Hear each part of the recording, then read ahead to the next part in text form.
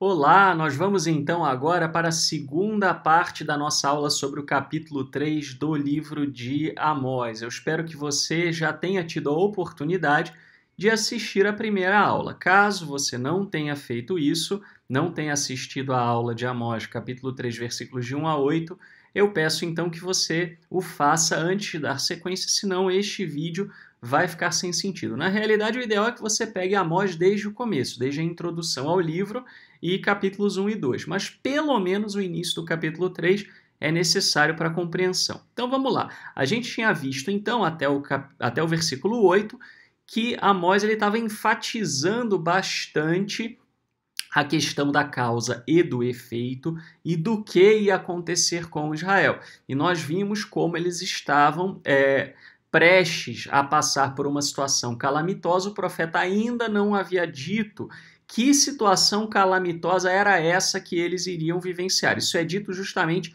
a partir do versículo 9. E aí ele diz o seguinte: proclamai nos palácios da Assíria e nos palácios da terra do Egito. Um detalhe, existe uma variante textual aqui. Alguns entendem que aqui é a Assíria, outros colocam como Ashdod. Né? Se for Ashdod, seria o pessoal lá, né, da região ali dos estados filisteus, e aqui seria o norte. Né? Mas a ideia acaba sendo a mesma, que é os países ao redor proclamando isso. A gente já vai entender melhor isso. Dizei: reuni-vos nas montanhas da Samaria e vede as numerosas desordens em seu seio, as violências em seu meio. Bom, Samaria, vai ter um comentário daqui a pouco sobre isso, ela era, como a maioria das cidades nos tempos bíblicos, construída em cima de uma montanha, né, de uma colina, chamemos assim. A maioria das cidades era feita dessa forma, não todas, mas a grande maioria, porque aproveitava-se a vantagem territorial, geográfica, né, de uma montanha do ponto de vista da dificuldade de uma invasão. Né? Então, normalmente quem morava nas cidades não era povão, povão morava nas periferias, quer dizer, isso é bem antigo, né? E a elite aristocrática morava nas cidades, né? A maioria da população não era urbana. Aliás, um pequeno parênteses, esse é um detalhe muito importante para você entender, por exemplo, determinadas ordens que são dadas a Israel para que destruíssem uma determinada cidade, não deixassem sobreviventes, aquela coisa toda. Na realidade, não está se referindo ao povão, mas está se referindo à elite aristocrática, né? Era para derrubar a elite mesmo daquela região, né? O povão normalmente não morava, como eu disse, na cidade, né? Eles moravam nas imediações ali. Bom, então, dito isso, isso a maioria, né? Vamos dizer assim. Então, dito isso, Samaria ela ficava, né, em cima aí de uma montanha, mas você tinha uma cordilheira em volta. Né? Então, era uma montanha, mas tinha outras em torno. Então, a ideia construída aqui pelo profeta é das outras nações subirem nas montanhas em volta de Samaria, se reunirem ali, como quem está numa plateia assistindo alguma coisa que vai acontecer. Né? Então, essa população, essas nações, são nações que tinham sofrido juízo, né? Vamos dizer, nos capítulos anteriores. Até eu sou mais favorável à leitura Ashdod aqui do que a Síria por causa disso. Né? Embora a Bíblia de Jerusalém tenha trazido a Síria, eu deixei como está. Mas justamente porque Ashdod ela é mencionada antes. Então a ideia é aquelas nações, aquelas cidades que são convocadas, são chamadas a olhar para as suas próprias ações, porque elas vão sofrer destruição, elas agora são convocadas para poder testemunhar o que ia acontecer com Samaria. Primeiro, elas são chamadas como uma espécie de testemunha para os crimes, né, os pecados de Samaria, né, as desordens, as violências, etc. Né? Aqui não é a desordem, a violência trazida pela guerra. Né? Aqui é um passo antes, né, o Eterno dizendo, olha, Samaria está um caos, está fazendo isso, isso, isso e isso, e eu quero que vocês vejam isso que está acontecendo, né? E a expectativa do leitor era o contrário, né? Lembra que a gente falou sobre a pegadinha em Amós, né? A pegadinha em Amós é que o leitor vem lendo o Eterno trazendo juízo sobre os em volta, né? E aí espera engrandecimento de Israel. E aí de repente ele chama todos os vizinhos de Israel para verem, né, a maneira indecorosa como Israel estava se portando.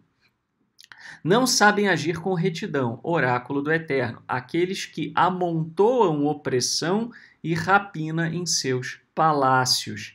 Né? Então está falando o quê? Está falando das elites, né, de Samaria que oprimiam, né, os povos. Então, o povão. Né? Então, você tem, como a gente viu, né, Amós escrevendo numa época em que o Reino do Norte estava fortalecido, favorecido por uma situação geopolítica bastante confortável para ele. Né? E aí, a partir dessa situação geopolítica confortável, então Amós ele fala, né, que esse pessoal, que as elites estavam oprimindo o povo, né? Estava havendo uma grande concentração de renda, eles estavam enriquecendo às custas das desigualdades sociais. E rapina, né, falando justamente do quê? Né? Falando da opressão, né, pensa na ideia, né, dos pobres sendo caçados, sendo devorados, né, pelas elites, etc. Isso a gente sabe que quase não acontece no Brasil, né? E é por isso que eu falo, não precisa procurar profecia sobre o Brasil na Bíblia hebraica, que você não vai encontrar, óbvio, né? Mas você pode perfeitamente traçar paralelos a partir das críticas que o Eterno faz as nações, entendendo o que é que agrada e o que não agrada o Eterno. Por isso, assim falou o Senhor Eterno. Né? Aqui nós temos, além do tetragrama, o termo Adonai. Né? Como nós vimos na aula passada, isso pinta um quadro, né, do Eterno no seu palácio, recebendo, né, vamos dizer, talvez até relatos do que estava acontecendo e tomando uma decisão. Um inimigo cercará a terra. Arrancará de ti o teu poder, os teus palácios serão saqueados. Assim falou o Eterno. Então, só um detalhe, antes da gente continuar aqui, né? Que inimigo é esse? Bom, o inimigo principal já nos tempos de Amós era a Assíria. A Assíria ainda não estava com essa bola toda, né? Mas Amós já estava antecipando aqui que a Assíria iria passar o sarrafo, né, ou melhor, descer, né, o sarrafo no Reino do Norte. E aí ele vai dizer o seguinte, ele vai usar uma metáfora aqui. Como o pastor salva da boca do leão 2 patas ou um pedaço da orelha, assim serão salvos os filhos de Israel, aqueles que estão instalados em Samaria, na beira de um leito e sobre um divã de Damasco. Vamos lá, vamos entender melhor esse texto. Então, o que está sendo dito aqui é o seguinte. Primeiro, né, a metáfora de um pastor salvando da boca do leão pata e orelha. Bom, primeira coisa que a gente precisa entender é que pata e orelha não são as partes nobres de um animal, certo? Né, eu acredito que o brasileiro médio ele sabe disso, né, por conta aí da prática da feijoada, né? Feijoada essa que não é um prato normalmente muito kasher, né? Mas o que é dito, né, sobre a maneira como a feijoada se popularizou no Brasil, ela se popularizou com pedaços não nobres de animais, né? Pedaços que as elites não queriam, né? Não estavam muito interessados, e aí os escravos utilizavam esses pedaços. Né? Eu nunca estudei a fundo essa história para confirmar, mas isso é o que popularmente se fala. E a ideia aqui não é muito diferente disso. Tá? A ideia é pata e orelha não são pedaços muito carnudos, muito suculentos, etc. São pedaços pouco úteis. Normalmente não serviam muito, né, como um grande alimento. Tá? Então, por que, né, que um pastor iria se arriscar a salvar as patas e o pedaço da orelha de uma ovelha, né? Por exemplo, da boca de um leão, né? Para que ele fazia isso? Bom, quem acompanha as aulas de Gênesis sabe, a gente acabou de falar sobre as obrigações que um pastor tinha, né? Quando a gente falou do capítulo, né, em que Jacó se defende perante Labão, falando das obrigações que ele tinha cumprido, né, enquanto um pastor, né, de rebanho, etc, etc. Então, isso é dito, né, e a gente comentou sobre isso. Tá? O que acontecia? Os pastores de rebanho, havia uma preocupação muito grande da parte dos donos de rebanho, que um pastor pudesse indevidamente se apropriar de uma ovelha. Né? Então ele chegava lá, comia a ovelha ou roubava a ovelha e chegava para o seu senhor e dizia assim, viu, ó, o leão comeu. Né? E aí o cara vai dizer o quê? Né? O leão comeu, acabou. Né? Mas havia então uma expectativa daquela cultura, né? Óbvio, né? O pastor não pode ser responsabilizado por um leão que comeu uma ovelha, né? Mas havia naquela cultura uma expectativa de que se um animal selvagem comesse, né, a presa que fizesse parte do rebanho de alguém, que o pastor então trouxesse provas disso, né? Ele trouxesse como prova de que o leão devorou isso daí. Então servia de testemunho, né? Ó, viu? Eu não, né? Tá aqui a dentada do leão, ó, né? Tá aqui os arranhões do leão. Não fui eu que comi a ovelha, tá? Então havia essa expectativa, né? De que ele fizesse esse movimento. Por isso, então, essa metáfora. Então repara como para você entender a metáfora de Amós, você precisa conhecer a cultura do Antigo Oriente Médio, senão você não entende nada dessa metáfora, aí vai viajar na maionese, né? Vai falar que o leão é sei lá o quê, que né, a orelha é não sei o quê.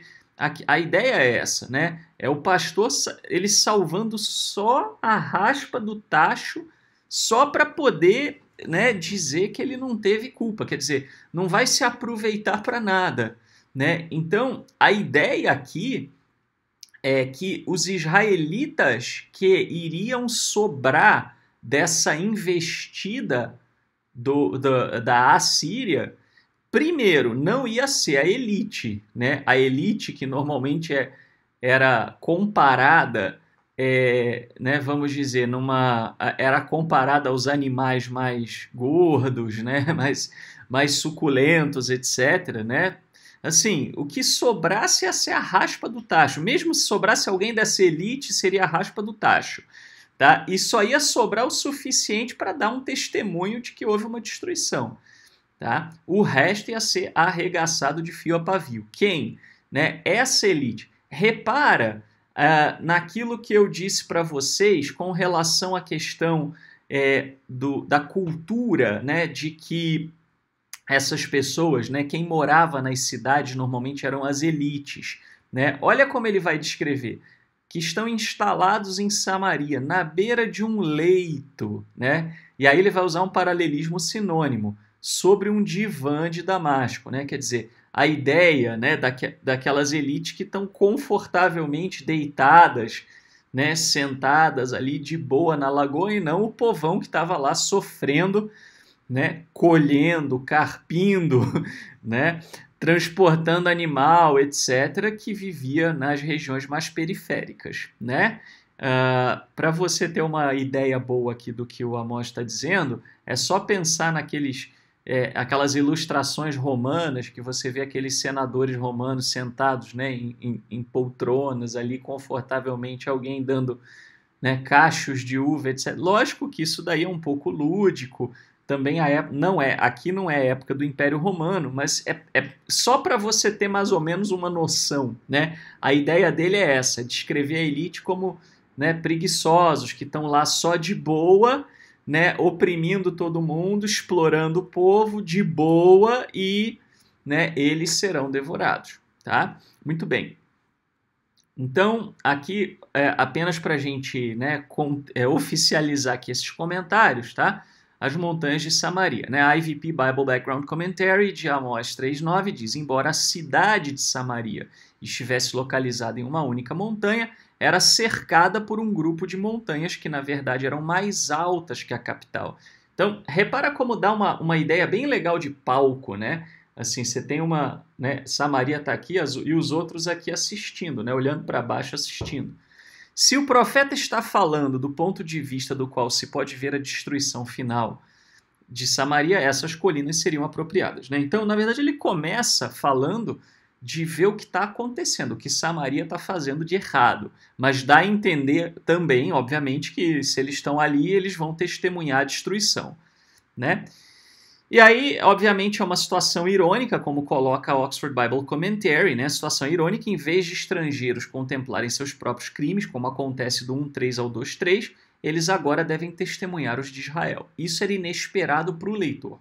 O leitor não esperaria isso, né? Que Israel pudesse ser destruído e as nações iam testemunhar isso, né? Para eles, eles achavam que Amós ia na direção justamente contrária. Né? A partir, eu digo, da maneira como o texto foi construído. Né?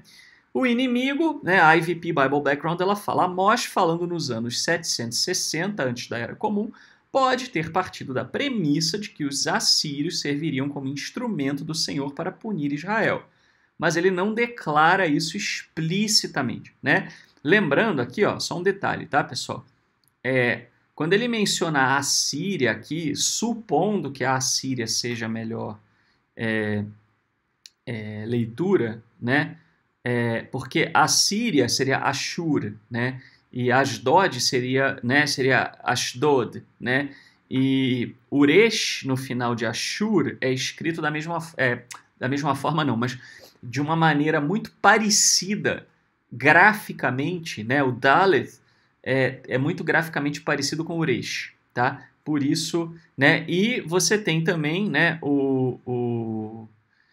Você tem o Rolam, que parece com o Shuruk, né? Então, O para U, né? E o Uresh, o R, né? Entre aspas, para D, para Daleth, né? São muito parecidos, né? Quem quiser entender melhor, tem um curso de hebraico gratuito no nosso canal. De alfabetização no hebraico. Então, por isso, é parecido, né? Então, alguns acham, né? Por isso que tem essa variação. Uns colocam Ashur, outros colocam Ashdod, né? Tem uma diferença de uma letra e a outra letra é parecida, mas dá para você ver como pode ser que um escriba tenha confundido aí. Mas, independente disso, vamos imaginar que a leitura original seja Ashur, seja Assíria. Tá? A Assíria, quando ele menciona aqui, ele não menciona como o inimigo que vai destruir, mas sim como, vamos dizer assim, os espectadores. Tá? Quando ele fala do inimigo, ele fala de um inimigo anônimo. Né? Então, independente se ele citou Ashur ou Ashdod, de todo jeito, vamos dizer, ele não fala quem é o inimigo que vai destruir. Tá? Ele deixa subentendido. É isso que o IVP Bible Background Commentary está falando, ok? De qualquer forma, Samaria e a nação de Israel cairão perante os exércitos assírios de Sargão II em 722, e grande parte da população será deportada para outras partes do Império Assírio. Né? Então, isso aconteceu. Tá? Boa parte do reino do norte foi exilado, foi destruído, etc. Então, embora o profeta não diga explicitamente que o inimigo é a Assíria, pelo contexto e pelo que aconteceu, a gente sabe que é. Né? Aí a questão do pastor salvando partes, eu já expliquei, mas só para a gente formalizar, os códigos legais da antiga Mesopotâmia, incluindo o código da lei suméria, o de Hammurabi, das leis hititas, continham uma cláusula projetada para ajudar os pastores que perderam o animal para um leão ou outro predador. O pastor deu seu testemunho e fez um juramento diante dos deuses. Provavelmente, se houvesse alguma evidência física para mostrar, como um pedaço de orelha, isso também seria apresentado. Dessa forma, o pastor estaria acima da suspeita de roubo. As peças, na verdade, peças, né, do animal que ele trouxe não sugeriram sobrevivência, mas eram provas de destruição. Então, Basicamente, o que a IVP Bible Background está comentando é aquilo que eu falei. Né? Assim, havia uma preocupação no Antigo Oriente Médio de que os pastores não roubassem o rebanho. Então, normalmente esperava-se que eles trouxessem alguma prova, alguma coisa. Normalmente faziam algum juramento pela divindade que fosse, né? Porque aqui estamos falando de outras culturas, então outras divindades, obviamente. Mas a ideia era exatamente essa, tá? Só serve para prova, mas não serve para, né? O animal não sobreviveu e não serve para absolutamente mais nada além de testemunhar a destruição. Muito bem, vamos então dar sequência aqui, né? Vamos falar aqui do finalzinho do capítulo 3.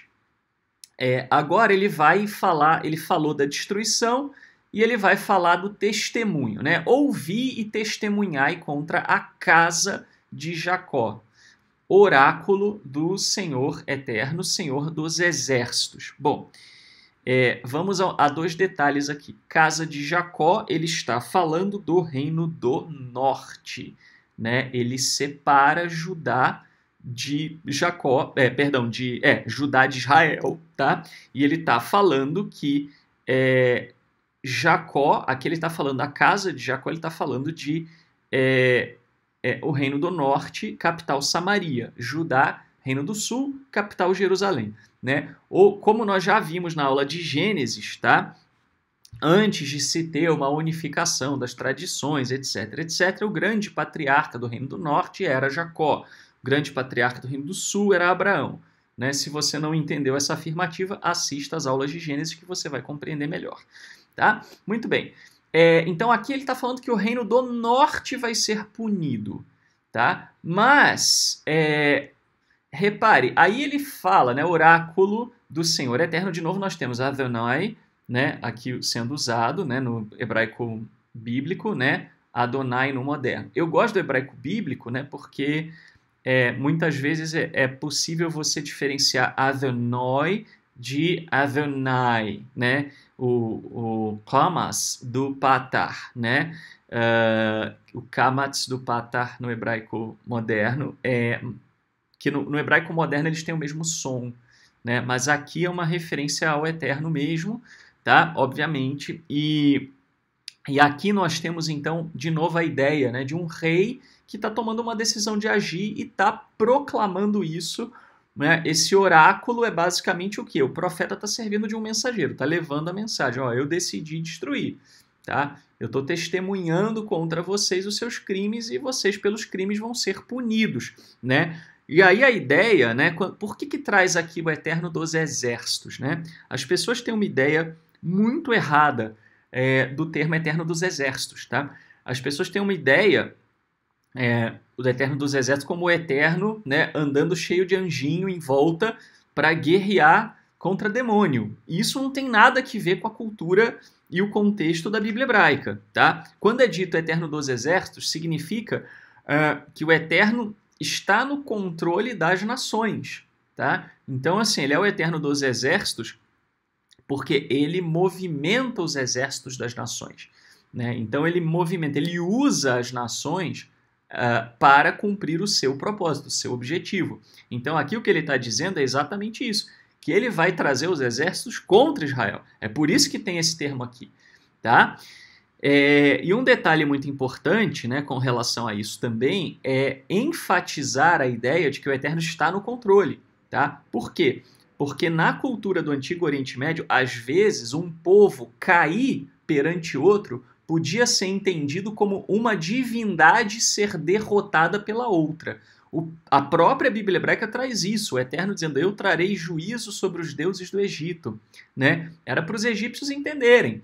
Né, eles entenderam o seguinte, o Eterno dizendo, eu sou maior que os deuses do Egito, eu vou julgar os deuses egípcios. Né? Quem é que traz juízo sobre um ou outro? Né? É quem é maior, quem está acima. Né? Lógico que depois vamos ter monoteísmo, vai aparecer na Bíblia hebraica, aquela coisa, mas naquele momento o Eterno está mais preocupado com que os egípcios entendam a mensagem, ou pelo menos que os israelitas entendam a mensagem. Né? Muito bem, então aqui é uma ideia mais ou menos nessa linha. Olha, a Assíria vir não quer dizer que o Deus assírio está derrotando o Eterno. Eu, Eterno, estou insatisfeito com Israel e por isso eu vou trazer juízo sobre vocês. Tá? Ele é o Eterno dos exércitos, né? Ele está no controle dos exércitos, essa é a ideia. No dia em que eu castigar os crimes de Israel, castigarei os altares de Betel. Né? Os altares de Betel, ele está se referindo a um dos santuários do Reino do Norte. Né? Essa questão, né, de Jerusalém como sendo central ao culto, etc., ela já é posterior a isso, né? Quando o Reino do Norte é destruído, né? E aí há uma ênfase muito grande em Jerusalém como o local, né? Já era para o Reino do Sul, mas passa a ser de um modo geral, e depois também, na volta do exílio de Judá, na época ali do livro de Zacarias, você encontra essa vibe também, né? Até mesmo para convencer os samaritanos a adorarem em Jerusalém, né? Mas nessa época Betel tinha, né, tinha culto, tá? E aí ele vai castigar os altares de Betel. Alguns aqui supõem idolatria, né?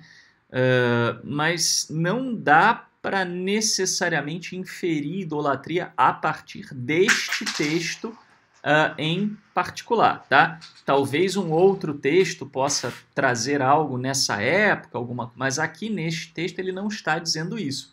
Ele está falando de castigar o Reino do Norte e de destruir o santuário, tá? Destruir um santuário, né? Isso quer dizer o quê, né? A gente vai entender agora mais adiante. E aí eu vou explicar, inclusive, o porquê que eu acredito que aqui não é uma referência à idolatria, tá? Os chifres do altar de Betel serão cortados e cairão por terra. Muito bem. O que isso normalmente significava? Né? Os chifres do altar, eles têm uma conotação importante, né? Muitas vezes o animal que seria sacrificado, né, ele era atado aos chifres dos altares. Né? Era onde se prendia o animal para poder você fazer o sacrifício efetivamente. Né? Eles eram, inclusive, né, se você pegar lá o processo de santificação do tabernáculo, por exemplo, né, eles eram até santificados, né? Era aspergido sangue, etc, etc. Então, o chifre do altar ele está ligado com o sacrifício. Né? Então, cortar o chifre do altar significa, né, é uma forma, é uma figura de linguagem poética, né? Os profetas eles falam de forma poética muito frequentemente, né? A gente já falou sobre isso. Isso era da cultura deles. Tem gente que não gostaria muito que os profetas fossem literais, né? Talvez fosse mais fácil para a nossa cultura, mas para a cultura deles havia uma expectativa de que um texto mais formal, como seria a declaração de um profeta, né, de uma divindade, eles tinham uma conotação poética. Além disso, cria uma imagem na cabeça do leitor, e essa imagem ajuda a gravar. Né? É muito mais fácil você gravar olho por olho, dente por dente, do que você gravar a pena precisa ser proporcional à ofensa. Percebe? Né? Quando você usa imagem, né, que você constrói uma imagem mental, é muito mais fácil de gravar. E qual é a imagem aqui? É que não vai ter sacrifício. Né? Se não vai ter sacrifício, o que significa isso? Está dizendo que Israel não vai ser perdoado. Né? Assim, o Reino do Norte não vai ser perdoado aqui.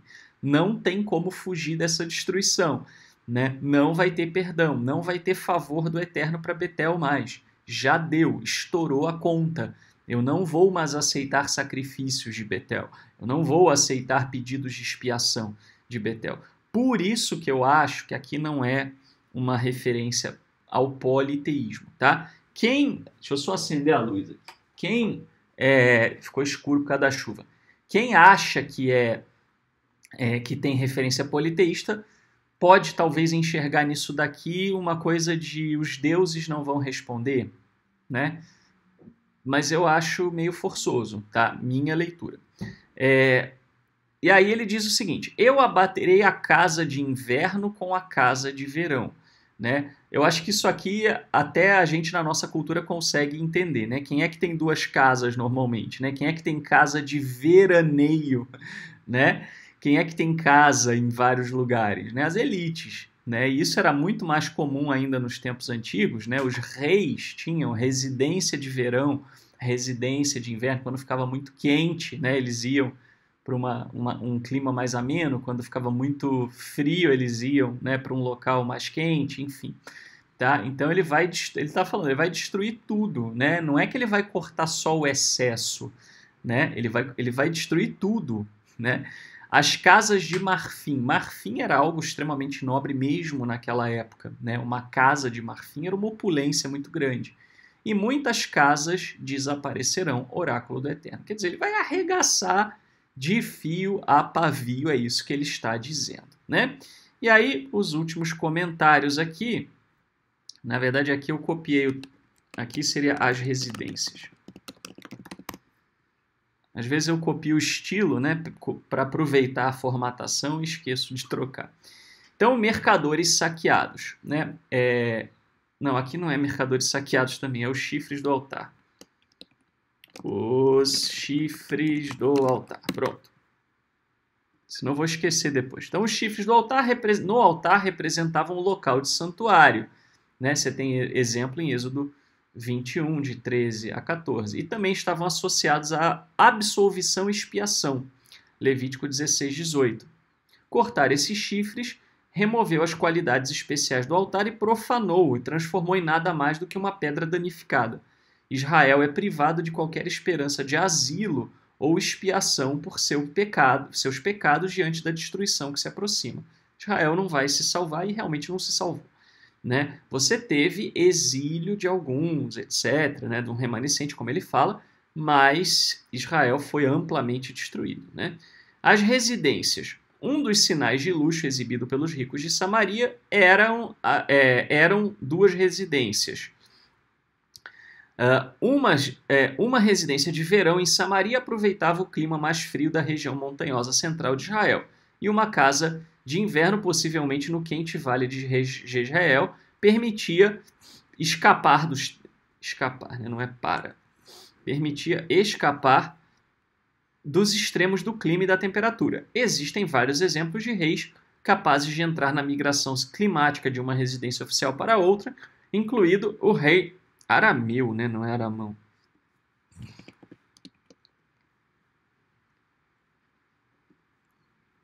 Do século 8 de Samal, Barracube Ciro, rei da Pérsia. Tá? Então, assim, tem vários exemplos na história de reis que migravam de um lugar a outro. Né? A gente continua tendo trocentos, né? Na Europa se fazia isso, etc. Até hoje, gente muito rica faz isso. Né? Então a ideia aqui era mostrar a opulência de Samaria, mas também dizer o seguinte, olha, não vai passar impune. Tá? E aí a questão das residências luxuosas, existe uma comprovação também arqueológica. Tá? Escavações no local da antiga Samaria revelaram quantidades razoavelmente grandes de marfim que foram usadas, né, para descascar móveis e as paredes do palácio de Omri. Existem estilos decorativos, tanto egípcios quanto fenícios, sírios, empregados, incluindo representações do deus Horus, flores de loto e o motivo da dama na janela. Né? Então, motivos sírios e fenícios, né? Vamos dizer, está falando dos vizinhos do norte, motivos egípcios, como o deus Horus, está falando dos motivos do sul, né? dos temas, a decoração temática. Os marfins da Idade do Ferro diferem dos do bronze tardio, melhor representado pelos encontrados em Meguido, com a adição de pasta de vidro e pedras semipreciosas incrustadas. Então, assim, era muito luxuoso, é isso que ele está dizendo basicamente. É possível que alguns desses marfins tenham sido esculpidos e retirados por artesãos israelitas nativos, mas é mais provável que sejam importações caras. Ou seja, o marfim não era uma coisa muito comum em Israel. Né? Ele vinha ele vinha de onde você tem região aí com elefante, né? Vamos combinar. Então, né, alguns outros animais também têm presas de marfim, mas a maioria ali eram elefantes. Então era algo muito caro, era importado, era caríssimo, né? Quer dizer, só as elites realmente poderiam ter uma casa lotada de marfim. Então daí você consegue perceber a opulência de Samaria. Isso foi confirmado pelas escavações arqueológicas. Tudo isso remete a uma época em que, como a gente falou e viu, né, o panorama histórico, o Reino do Norte bombou. Né? E nessa do Reino do Norte bombar, eles também desenvolveram muitas desigualdades sociais. Né? Não era uma sociedade igualitária. Né? Lembrando, deixando claro, não é que o Eterno tenha algo contra riquezas, né, em si, mas o que ele fala toda hora é a desigualdade social muito grande. Quer dizer, enquanto as elites estavam assim, nadando de braçada, né, a população passava muita dificuldade. Né? E isso o Eterno não tolera. Né? Daí você consegue tirar as suas próprias conclusões com relação a Brasil e adjacências, eu deixo isso por sua conta. Então é isso, pessoal. Nós chegamos ao final do nosso capítulo 13. E se você gosta das nossas aulas, tem apreciado os nossos estudos, então retribua, não deixe de nos ajudar, né? Se você se alimentou, né? Que a sua fé não seja só uma fé teórica, né? Mas pratique aquilo que é justo também, né? Retribua os nossos esforços até para a gente poder fazer cada vez mais e melhor. Você pode fazer isso através de uma das contas que aparecem no seu vídeo. Muito obrigado e até a próxima, se o Eterno assim nos permitir.